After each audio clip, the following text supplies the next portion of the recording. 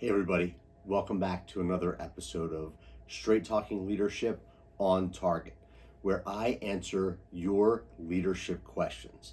Nothing is out of bounds, doesn't matter if it's professional, personal, or otherwise. Send me your leadership questions and I'm happy to answer them. And if you like this content, please like it, please share it, please subscribe to the YouTube channel. That helps more people to see the message and learn about high impact leadership. So let's get into this week's question. The question this week is, in my recent annual review, I was told that I'm too honest. I don't lie and I don't mislead people, so I'm not sure what to do with this feedback. Well, it's something that I chose for a reason, because for a really long time, I was also told that I'm too honest.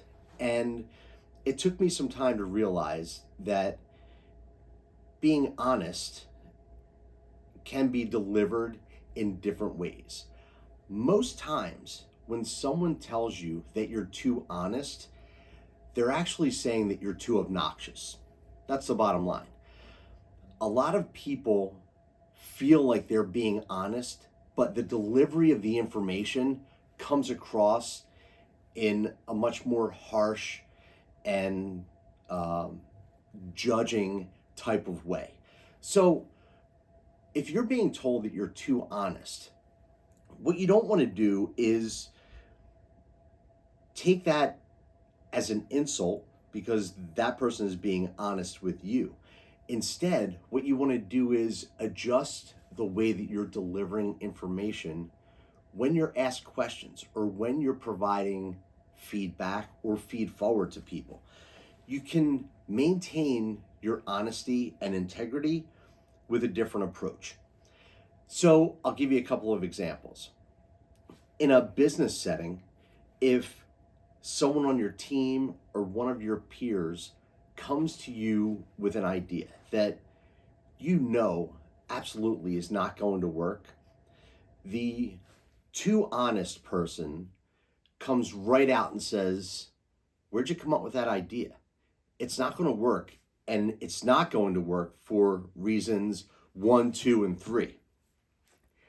Instead, you can deliver that same message with a different approach of saying, "Okay, let's walk through this situation that you have. I've got some questions." You start to ask questions about all the things that you believe are not going to work and see what their responses are. Help them to come to their own conclusion of why it's not going to work. So once you've gotten through all those questions, then you ask them, so based on what we just talked about, what do you think about this new project, this new goal, whatever it is that you just laid out? And chances are they're going to come to the same conclusion that you came to, except you haven't beaten them over the head with a negative response. On a personal side, you could also use this with friends, family, people outside of work. Let's say that you've got a friend who says to you, "You know what? My goal this year is to run a marathon." You could turn around to your friend and say, "Man, you know what? In the past 5 years that I've known you, I haven't known you to run anywhere. You're 300 pounds. Like, how are you going to run a marathon? This is a pipe dream." Instead, if you've got someone who is clearly out of shape, you've never seen them do anything physical, and then they tell you that they want to run a marathon, you can ask questions like, "Man, running a marathon is a huge challenge. What are you going to do to prepare for that? What kind of training is involved? What kind of cardiovascular work do you need to do in order to get through a marathon?"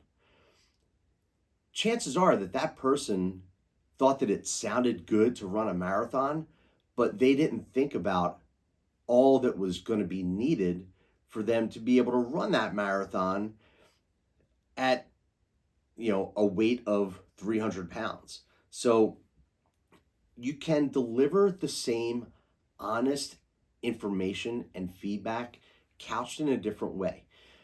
And what you'll find is when you're not brutally honest, hitting people over the head with your initial response that comes across as negative, when you help them to discover the answers that they're actually bringing to you, then they are much more prone to being open to feedback, and they see the answers unfold in front of them as opposed to being told in a negative way that what they were thinking is wrong. So the next time you're in a situation and you just want to be brutally honest because you think that it saves time and you don't sugarcoat, guess what? I don't sugarcoat either. But I know how to deliver information to people to get them talking and help us come to the same conclusion without me being an obnoxious asshole about it. That's really the key here. You want to show that you care about the people, that you're delivering your honest feedback in a way that doesn't come across as obnoxious, and that they are simultaneously seeing your thought process. Get them involved in your thought process, and it becomes their thought process as well. So next time, stop hitting people over the head with your brutal honesty. Instead, you're going to flank a little bit, help them to come to the same conclusions. When you're able to do that, you can lead on. And again, if you love this content, if you want to see more of it, please like, please subscribe, and spread the word about high impact leadership. Have an awesome day.